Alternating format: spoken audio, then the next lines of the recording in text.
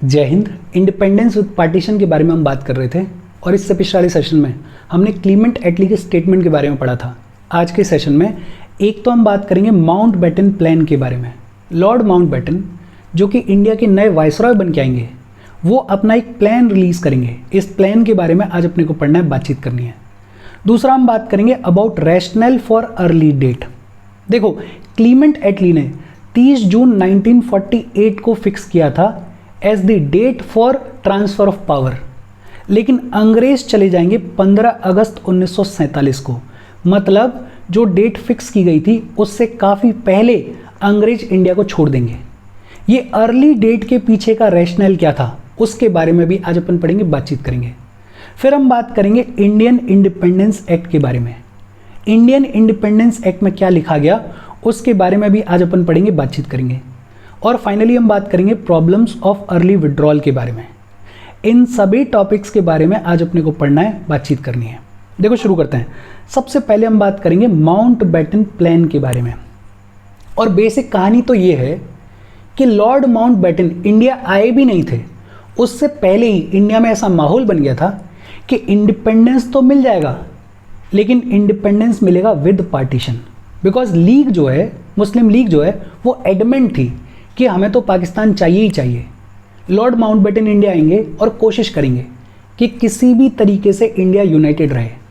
Lord Mountbatten Congress और मुस्लिम league दोनों से बात करने की कोशिश करेंगे, लेकिन कोई रास्ता निकलेगा नहीं। और फिर इस बैकड्रॉप में 3 जून 1947 को, 3 जून 1947 को आएगा माउंटबेटन प्लान। और इस माउंटबेटन प्लान के मेन पॉइंट्स क्या थे? एक तो ये बोला गया कि पंजाब और बंगाल की जो लेजिस्लेटिव असेंबलीज हैं वो मिलेंगी 2 ग्रुप्स में। पंजाब और बंगाल की जो लेजिस्लेटिव असेंबलीज हैं वो मिलेंगी 2 ग्रुप्स में। एक ग्रुप होगा हिंदूज का और दूसरा ग्रुप होगा मुस्लिम्स का। और ये दोनों ग्रुप्स अलग अलग मिलेंगे और पार्टीशन के लिए वोट करेंगे। इन दोनों ग्रुप्स में से अगर कोई एक ग्रुप भी सिंपल मेजॉरिटी के साथ में पार्टीशन के लिए वोट करेगा तो इन प्रोविंसेस का पार्टीशन कर दिया जाएगा। बहुत सिंपल। क्या कहा गया कि पंजाब और बंगाल की जो लेजिस्लेटिव असेंबलीज हैं उनको 2 ग्रुप्स में डिवाइड किया जाएगा। एक होगा हिंदूज का ग्रुप और दूसरा होगा मुस्लिम्स का ग्रुप।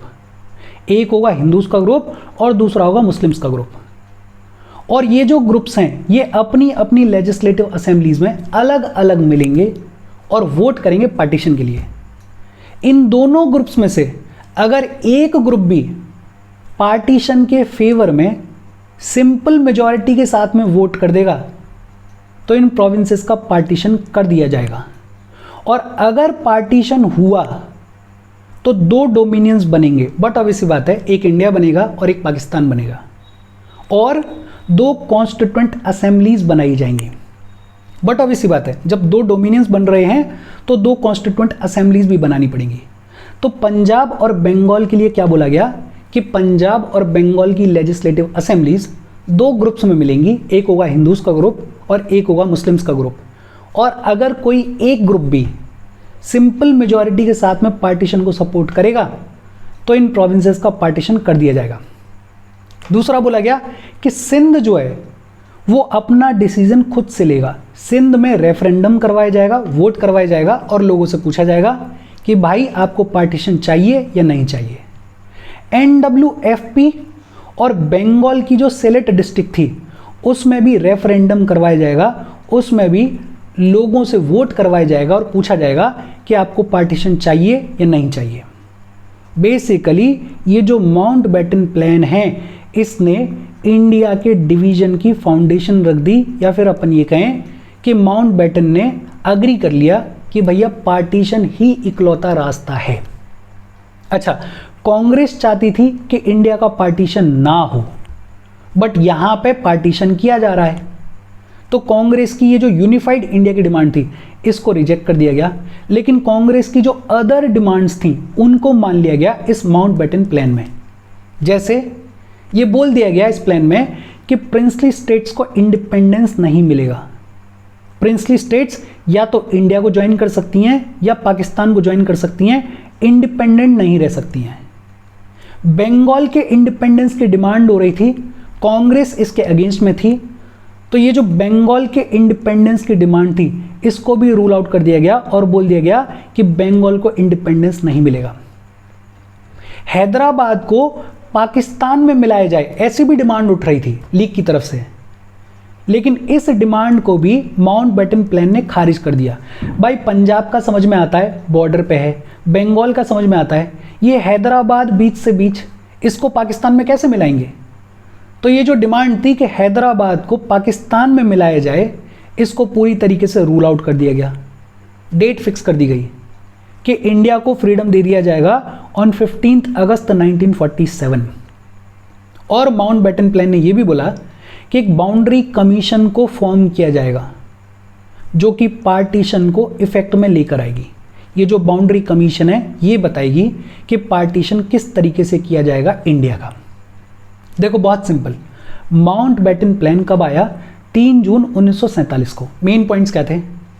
एक तो बोला गया कि पंजाब और बंगाल की जो लेजिस्लेटिव असेंबलीज हैं उनको 2 ग्रुप्स में डिवाइड किया जाएगा। एक ग्रुप होगा हिंदूज का और दूसरा ग्रुप होगा मुस्लिम्स का।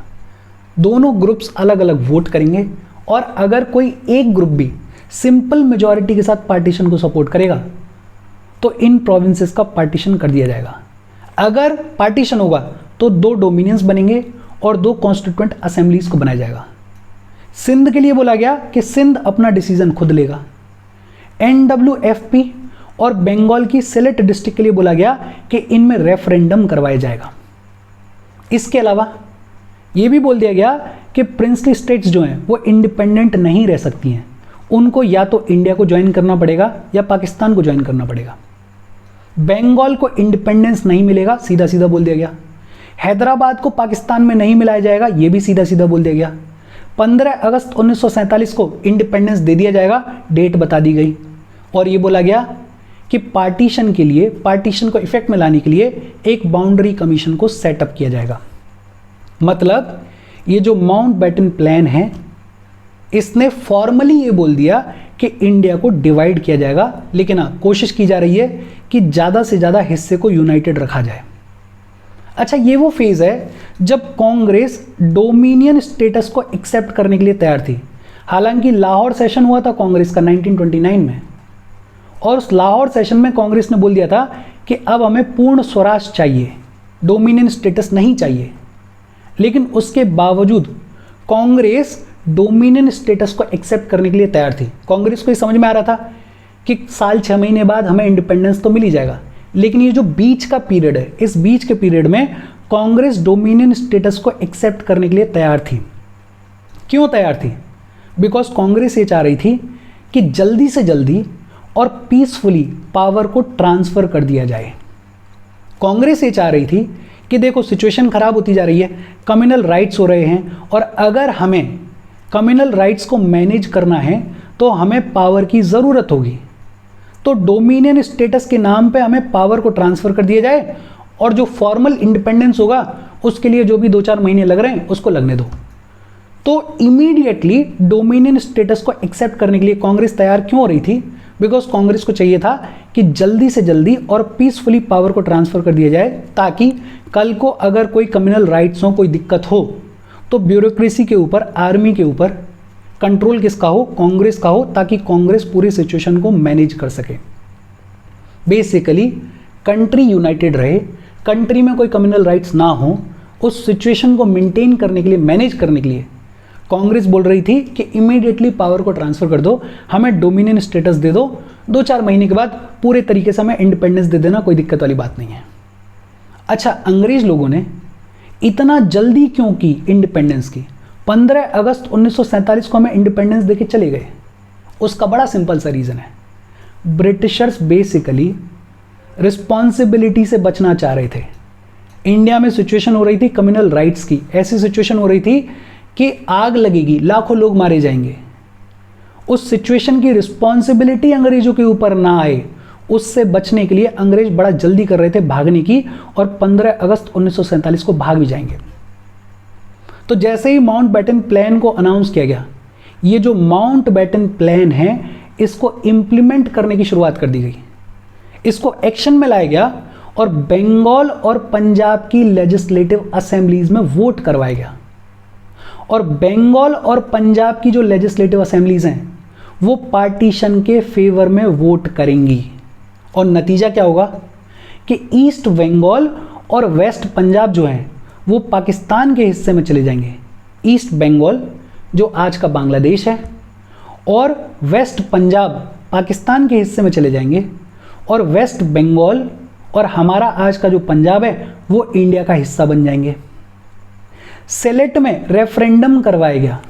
ये जो सेलेट था, ये बंगाल का जो सेलेट डिस्ट्रिक्ट था, इसमें रेफरेंडम करवाया गया, वोट करवाया गया, लोगों से पूछा गया और लोगों ने डिसाइड किया कि वो ईस्ट बंगाल का हिस्सा बनेंगे, मतलब वो पाकिस्तान का हिस्सा बनेंगे।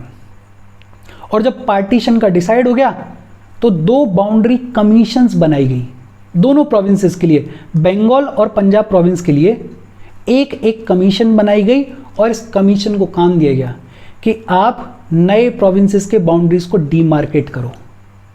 NWFP में भी रेफरेंडम करवाया गया और ये जो नॉर्थ वेस्ट फ्रंटियर प्रोविंस है इसके लोगों ने भी डिसाइड किया कि हम पाकिस्तान में मिलेंगे। बलूचिस्तान और सिंध के लोगों ने भी डिसाइड किया कि हम पाकिस्तान का हिस्सा बनेंगे। बेसिकली ये वो एरियाज़ हैं, अगर आप आज के मैप में भी देखोगे तो पाकिस्तान के बिल्कुल बीचों बीच लाई कर रहे हैं। वहाँ के लोगों के लिए शायद उस टाइम पे ज़्यादा समझ इस चीज़ की थी कि यार हम पाकिस्तान के साथ में रहेंगे तो ज़्यादा फ़ायदा रहेगा, लेकिन एक्चुअल में हम देख रहे हैं कि जितने भी लोग पाकिस्तान के साथ में मिले हैं बर्बादी है, खाने को नहीं मिल रहा उनको। लेकिन उस टाइम पे शायद लोगों को लगा होगा कि पाकिस्तान में मिल जाते हैं, और शायद उस टाइम पे रिलीजन के नाम पे इतना ज़्यादा डिवीज़न था कि ये जो मुस्लिम मेजॉरिटी एरियाज़ हैं ये डिसाइड कर रहे हैं कि हम पाकिस्तान का हिस्सा बनेंगे। लेकिन आगे चल के अपन ने हिस्ट्री देख ली है कि बर्बादी हुई है, कुछ फ़ायदा नहीं हुआ है। इंडिया में अगर रहते तो शायद ज़्यादा फ़ायदा होता। बट हाँ, सिचुएशन ये थी कि माउंटबेटन प्लान को इम्प्लीमेंट किया गया, एक्शन में लाया गया। बंगाल और पंजाब की लेजिस्लेटिव असेंबलीज ने डिसाइड किया कि पार्टीशन होना चाहिए। नतीजा ये हुआ कि ईस्ट बंगाल और वेस्ट पंजाब जो है वो पाकिस्तान के हिस्से में चला गया। वेस्ट बंगाल और आज का हमारा जो पंजाब है वो इंडिया के हिस्से में आ गया। सिलेट ने डिसाइड किया कि वो ईस्ट बंगाल पाकिस्तान का हिस्सा बनेंगे। 2 बाउंड्री कमीशंस को सेटअप किया गया इन नए प्रोविंसेस की बाउंड्रीज को डीमार्केट करने के लिए। NWFP में रेफरेंडम करवाया गया और NWFP के लोगों ने डिसाइड किया कि हम पाकिस्तान का हिस्सा बनेंगे। बलूचिस्तान और सिंध के लोगों ने डिसाइड किया कि हम भी पाकिस्तान का हिस्सा बनेंगे। और इस बैकड्रॉप में हमारे कंट्री का पार्टीशन होना तय हो गया था और लाया गया इंडियन इंडिपेंडेंस एक्ट को। इंडियन इंडिपेंडेंस एक्ट के बारे में हम पढ़ें उससे पहले वीडियो पर लाइक के बटन को दबा दो। लाइक दबाना ज़रूरी है बिकॉज यूट्यूब ऐसे ही फंक्शन करता है, जब आप लाइक का बटन दबाते हो तो यूट्यूब वीडियो को कंसिडर करता है और थोड़ा सा पुश कर देता है। तो लाइक का बटन दबा दो, शेयर कर दो अपने सोशल मीडिया हैंडल्स पे, व्हाट्सएप वगैरह पे अपने फ्रेंड्स को, जो भी लोग इसमें इंटरेस्टेड हैं या इससे रिलेटेड पढ़ाई कर रहे हैं उनको शेयर कर दो और चैनल को सब्सक्राइब कर लो। अच्छा, इंडियन इंडिपेंडेंस एक्ट की कहानी क्या है? 5 जुलाई 1947 को ब्रिटिश पार्लियामेंट ने इस इंडियन इंडिपेंडेंस एक्ट को पास किया और ये जो इंडियन इंडिपेंडेंस एक्ट था ये माउंटबेटन प्लान के ऊपर बेस्ड था। इस बिल को पास कर दिया गया 5 जुलाई 1947 को। इसको रॉयल एसेंट या फिर ये कहें कि राजा के सिग्नेचर मिल गए 18 जुलाई 1947 को और इसको इम्प्लीमेंट कर दिया गया ऑन 15 अगस्त 1947 को। इंडियन इंडिपेंडेंस एक्ट के प्रोविजंस क्या थे? एक तो इंडिया का पार्टीशन किया जाएगा, एक बनेगा इंडिया और दूसरा बनेगा पाकिस्तान।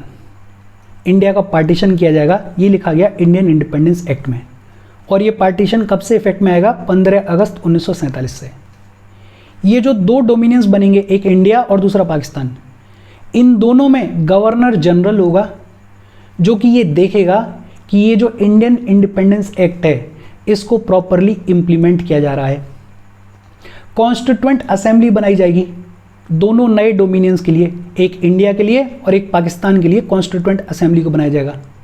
ये जो कॉन्स्टिट्यूएंट असेंबली है ये अपने अपने डोमिनियंस के लिए लेजिस्लेचर के पावर्स को भी एक्सरसाइज करेगी, मतलब जो सरकार की पावर्स हैं उनको भी एक्सरसाइज करेगी। जो एग्जिस्टिंग सेंट्रल लेजिस्लेटिव असेंबली थी और जो काउंसिल ऑफ स्टेट्स थी वो ऑटोमेटिकली डिसॉल्व हो जाएंगी। जब तक कॉन्स्टिट्यूशन तैयार नहीं हो रहा है तब तक कॉन्स्टिट्यूएंट असेंबली जो है वो लेजिस्लेचर की पावर्स को भी एक्सरसाइज करेगी। सबसे पहली चीज़ क्या बोली गई कि इंडिया का पार्टीशन किया जाएगा और इंडिया और पाकिस्तान 2 डोमिनियंस बनेंगे। दोनों डोमिनियंस के लिए गवर्नर जनरल होगा जो कि ये देखेगा कि दोनों डोमिनियंस में इंडियन इंडिपेंडेंस एक्ट को ठीक से इम्प्लीमेंट किया जा रहा है। दोनों डोमिनियंस के लिए अलग अलग कॉन्स्टिट्यूएंट असेंबली बनाई जाएगी और ये जो कॉन्स्टिट्यूएंट असेंबली है ये लेजिस्लेचर के पावर्स को भी एक्सरसाइज करेगी। जो एग्जिस्टिंग सेंट्रल लेजिस्लेटिव असेंबली है और काउंसिल ऑफ स्टेट्स है वो ऑटोमेटिकली डिसॉल्व हो जाएगी। ये जो ट्रांजिशनल पीरियड होगा, मतलब जब तक हमारा कॉन्स्टिट्यूशन नहीं बनेगा तब तक सरकार चलेगी गवर्नमेंट ऑफ इंडिया एक्ट 1935 के प्रोविजंस के हिसाब से। और ये जो इंडियन इंडिपेंडेंस एक्ट है इसके प्रोविजंस के तहत पाकिस्तान को इंडिपेंडेंस मिला 14 अगस्त को और इंडिया को फ्रीडम मिला 15 अगस्त 1947 को। मोहम्मद अली जिन्ना पाकिस्तान के पहले गवर्नर जनरल बन गए और इंडिया ने लॉर्ड माउंटबेटन को रिक्वेस्ट किया कि आप हमारे गवर्नर जनरल बने रहो, गवर्नर जनरल के तौर पे कंटिन्यू करो। इंडियन लीडर्स को लगा होगा कि लॉर्ड माउंटबेटन के पास में ज़्यादा एक्सपीरियंस है, उनके एक्सपीरियंस को हम थोड़ा बहुत यूज़ कर सकते हैं। तो जिन्ना तो खुद बन गए पाकिस्तान के पहले गवर्नर जनरल। इस आदमी का मोटिव ही यही था, इस आदमी को सबसे बड़ा बनना था, उसके लिए चाहे जो भी करना पड़े।